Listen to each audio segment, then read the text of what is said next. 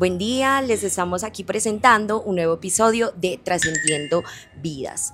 Tenemos por acá como invitadas a unas agentes educativas quienes nos van a narrar historias de cómo ha sido su proceso frente al desarrollo con los niños, al desarrollo integral, cómo ha sido trabajar con ellos. Tenemos por aquí primeramente a nuestra invitada. Hola, buenos días, mi nombre es Elizabeth López, tengo 13 años de experiencia, soy licenciada en educación preescolar y estoy muy feliz y agradecida de estar aquí. Mi nombre es Daniela Urrego, soy agente educativa titular y con experiencia tengo 5 años. Hola, mi nombre es Angie Carolina Giraldo, soy auxiliar agente educativa con experiencia de 5 años. Buenos días, mi nombre es Yuri Franco, soy agente educativa docente, llevo 15 años de experiencia con primera infancia. Bueno, por acá nos tienen una historia muy maravillosa y conmovedora, la cual nos va a dar mucha enseñanza, mucho aprendizaje. Entonces, Elizabeth nos va a empezar narrando esta historia. Y bueno, vamos a empezar como a interactuar y a conocer un poco más. Si ustedes quieren hacerle alguna pregunta, si tienen alguna duda, lo podemos hacer. Bueno, esta historia se trata de un niño llamado Caid. Es una historia muy significativa y simbólica que viví como agente educativo. El niño al ingresar en el jardín infantil tenía pues como todas sus capacidades para interactuar con los amiguitos y a raíz de una fiebre tuvo un retraso generalizado en el desarrollo, lo cual permitió que el niño tuviera retrocesos en el aprendizaje que ya había tenido y lo que llevó a que la familia se sintiera un poco preocupada, angustiada y obviamente la mamá angustiada de poder saber cómo iba a volver a desenvolverse su niño en el medio que lo rodea. Caid en este momento tiene 4 años y medio y ahora ha evolucionado mucho a raíz de todas esas experiencias que vivimos en el jardín y de todo lo que hacemos para que él pueda evolucionar. O sea que cuando pasó esta situación, él tenía 3 años, estoy en lo correcto. Y mi pregunta es, en ese momento él estaba en el jardín donde tú laborabas, ¿cierto? Sí, él estaba en el jardín, presentó una fiebre pues muy alta y a raíz de esa fiebre empezó a convulsionar. Al convulsionar el niño no pudo pues como seguir en el jardín porque estuvo hospitalizado durante 2 meses. Esos 2 meses que estuvo hospitalizado le dieron un diagnóstico de síndrome de Fires, el cual es a raíz de esas fiebres que es como calor o fuego pues. El niño, la mamá no le daban pues como muchas esperanzas de lo que el niño iba a poder seguir viviendo o cómo iba a seguir siendo la vida del niño, ya que se le quemó el tallo cerebral. Bueno, ahí surge como una pequeña duda desde mi perspectiva. Quería saber cómo tú te interveniste en ese momento, qué pasó, cómo lograste, bueno, establecer como esa conexión con la familia, qué pasó, cómo te comunicaste. Bueno, yo les cuento. Resulta que obviamente pues él cuando le dio a los 3 años pues ese diagnóstico o esas fiebres, el niño pues no era de mi sala de desarrollo, sino que pertenecía a otra sala. Al ingresar en el 2024, el niño ya empezó a tener pues como unos avances en el hospital en cuanto a su salud. La mamá toma la decisión de querer volver a ingresar al jardín debido a que obviamente en este espacio se le iban a generar ambientes que le permitieran volver a fortalecer eso que él ya había logrado en algún momento y volver a tener avances significativos. Entonces ahí llegué yo. La coordinadora pues me llama y me dice, Elizabeth, te vamos a dar ese niño, se llama Caid y él tiene este diagnóstico. Cuando me dicen eso, la verdad sí me sentí muy angustiada porque era algo que no conocía, porque eran muchas cosas que el niño presentaba y que debía de muchos cuidados y que por ende también el niño seguía siendo medicado para que no le volvieran a dar las convulsiones. Entonces fue un poco angustiante para mí. Ok, sí, desde lo que ella nos narra, sí es como impresionante y muy impactante todo esto, y bueno, la fuerza y también la labor que se tiene como agente educativa debe ser pues empoderada, ¿cierto? No sé si ustedes de pronto, agentes educativas, les ha tocado pasar por alguna situación así similar, o no sé si de pronto tienen algo que aportar frente a este proceso. Hola, pues la verdad no, es una historia que realmente lo deja a uno muy impactado y sí le generan a uno muchas dudas, muchas preguntas y mucha curiosidad. Entonces, compañera, yo quisiera saber de pronto qué estrategias utilizaste en ese momento donde el niño llegó, que lo pudieras incluir con todos los niños y las niñas, sin sentirse rechazado por los demás. Una de las barreras que muchas veces nosotras pues como agentes educativas o docentes ponemos, a veces es las mismas barreras pues somos nosotros mismos, es el temor, el miedo, la angustia de qué voy a hacer, cómo voy a afrontar esto, cómo voy a hacer que vaya el niño a ser incluido dentro de la sala. Entonces muchas veces era esa barrera, ¿sí? Esa fue como la barrera mía pues más grande, como el miedo, el temor a ver qué iba a hacer con el niño dentro de la sala. Al ya tener al niño en la sala, conocerlo, disfrutar con él y empezar a tener esa interacción, fue muy chévere porque el niño inmediatamente tuvo esa conexión conmigo, entonces fue mucho más fácil como el acercamiento, ¿cierto? Hablamos con los niños eran mucho más pequeños de la edad de él, porque como él estaba con un retroceso tan grande, entró en la edad pues como si tuviera de 2 años o 1 año y medio, 2 años, entonces el niño quedó con esa edad, ese ciclo vital. Y lo que hicimos fue como, yo como docente y las auxiliares pedagógicas fue como siempre estar atentas a él en el proceso, vincularlo siempre, sentarnos con él, ubicarnos en el espacio, mostrarle pues como las rutinas diarias, utilizamos imágenes.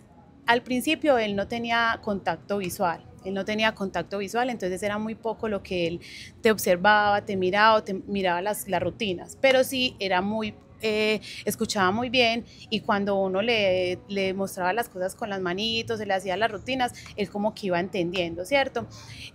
Otro de los retos tan grandes que tuvimos fue como ese manejo de las emociones. ¿Por qué? Porque el niño le costaba mucho ese control de emociones debido a que había, pues, o sea, era un niño, yo todavía no le había madurado tanto en ese momento como el cerebro, por decirlo así, porque había tenido ese retroceso. Entonces eso fue también un trabajo muy grande, entonces le gustaban mucho las botellitas sensoriales, utilizábamos botellas sensoriales y él las movía y las escuchaba el agua y eso le tranquilizaba. La mamá al llevarlo a terapia también, la fonoaudióloga le dijo a mucho pues como que tratara de siempre de estar incluyéndolo, no dejándolo pues como dentro del espacio pues como que es como lo que él quiera, no, sino que vamos a incluirlo. Al principio le costaba un poco adaptarse a esa rutina, pero al ver que ya estaba como que ya llegaba a la sala, sabía que se sentaba y hacíamos la asamblea, ya sabía que encontraba material dentro de la sala o la asamblea, ya sabía que íbamos a hacer la experiencia, entonces empezaba a tener muchos más avances. Wow, súper bien. Muchas gracias. Bueno, por acá tenemos a la agente educativa auxiliar que nos va a dar como un aporte o también va de pronto a indagar sobre esta historia y qué es lo que más le impactó, no sé, cuéntanos. Pues me llamó mucho la atención, uno se queda como asombrado. Me gustaría saber en este caso la familia, pues el niño en el jardín, cómo lo ha tomado. Para la familia fue un reto muy duro y doloroso para ellos, sobre todo para la mamá, porque la mamá fue la fuerte, el papá fue el papá que se desbordó, le dio muy duro pues como el ver a su hijo que había tenido ese retroceso tan grande y que había pasado por todo lo que había pasado, y la mamá fue la fuerte, la valiente, la que vamos a luchar por mi niño, yo sé que él va a lograr esto. Entonces la mamá al principio se sentía muy angustiada porque obviamente nosotros atendemos más de 25 niños en sala y somos 3 personas en sala, no vamos a tenerla, o sea, siempre vamos a estar atentos de todos, no solamente del niño, ¿cierto? Entonces al principio ella se sentía muy angustiada por ese lado, sin embargo nos dio la confianza. Entonces al principio el niño ingresó solamente media jornada. Al ver que él se fue adaptando tan fácil como a las rutinas o a los espacios, fue sintiendo más tranquilidad.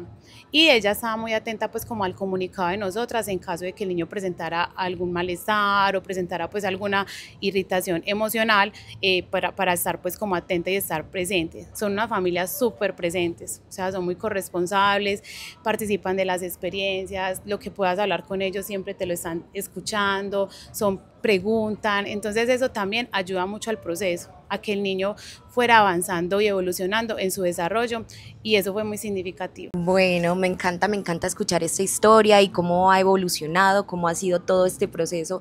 Ha sido mágico, maravilloso y de mucho aprendizaje. Bueno, por acá nuestra gente educativa, no sé si tengas algún aporte. Sí, claro que sí, es muy interesante. También me cuestiono y me pregunto sobre el lenguaje del niño. O sea, hasta hoy, ¿cómo ha evolucionado el lenguaje del niño? En cuanto al lenguaje, Caid ha evolucionado con sonidos onomatopéyicos. Él todavía no ha desarrollado del todo su lenguaje pues para su edad, pero ha avanzado mucho y tiene un lenguaje muy gestual. Bueno, eso es algo también muy significativo que él no lograba. Como él no tenía ese contacto visual con nosotras, pues no hacía gestos con su cara, o sea, podía estar triste, estar enojado y siempre eran los mismos gestos. Entonces esas evoluciones también se fueron evidenciando al mejorar ese lenguaje corporal. No hay un lenguaje verbal muy avanzado, pero sí hay un lenguaje corporal que le permite manifestar cómo se siente y te indica con la mano, te muestras, por ejemplo, si él se aporrea o se lastima, él va y te pone la manito en la cabeza como quien dice, aquí me aporreé, me sobas, o si un amiguito se lastimó y él ve, o sea, le importa como el sentir del otro, entonces también lo soba, lo acaricia, y eso también es muy simbólico porque empezó a crear conexión con todos los niños y las niñas.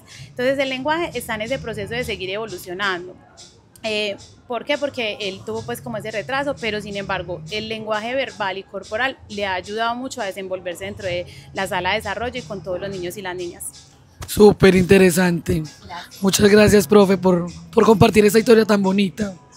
Muchas gracias, profe. También, bueno, tengo entendido que gracias a esta experiencia y esta situación se hizo pero tan marcada la parte del cuento que ahora nos vas a contar un poquito, el cuento de Caid, esta historia. Entonces, eso fue lo que te inspiró para crear este cuento tan maravilloso. Bueno, en realidad como esa inspiración es como llegar a cada una de las agentes educativas o a las docentes o a todos los que trabajamos con niños y primera infancia o con estudiantes, a que es un reto muy grande que tenemos el de transformar estas vidas, el de llegar a ellos, a dar lo mejor de nosotros, desde el amor, desde el cuidado, que muchas veces quizás queremos desfallecer porque son retos muy grandes y porque no tenemos las suficientes herramientas o el apoyo para poder brindarle a esos niños todo lo que se merecen, pero que sin embargo nosotras desde el amor lo logramos y lo luchamos, y yo sé que mis compañeras que están acá en este momento, en algún momento lo habrán vivido un reto muy grande dentro de la sala, que muchas veces uno se cuestiona y dice, Dios mío, ¿será que esto sí es lo mío? Pero uno ver todos esos avances que me da ganas de llorar, todos esos avances que los niños van logrando, es lo que nos llena y nos gratifica, es lo que nos hace saber que estamos en el lugar correcto, y ver una familia feliz, un niño sonriendo, un niño expresándote amor, vale todo. Qué bonita, muchas gracias. Tranquila. Muchas gracias, profe. No sé si ustedes de pronto tengan algo que quieran aportar al final, o bueno, están tranquilas frente a esto, están de acuerdo frente a lo que nos menciona acá nuestra compañera. Me pareció súper genial y súper chévere que nos hayas compartido toda esta historia, y bueno, damos como por terminada y finalizada esta historia, este podcast. Entonces, nos vemos. Les agradecemos un like y también nos cuentan alguna historia que ustedes también tengan que les haya marcado su vida. Esperamos les haya gustado mucho nuestro trabajo, lo hicimos con muchísimo amor, una historia muy bonita. Agradecemos a ese diplomado porque aprendimos demasiado, conocimos nuevas personas, nuevas compañeras. Entonces, muchísimas gracias por todo. Muchas gracias porque este espacio nos retó a hacer algo diferente, a hacer algo significativo que llegara a marcar algo simbólico para las personas que nos rodean como las profes. Entonces me siento muy satisfecha y alegre de poder compartir con ustedes este podcast o este trabajo final que vamos a entregarles. Gracias. Gracias, chao. Gracias, chao.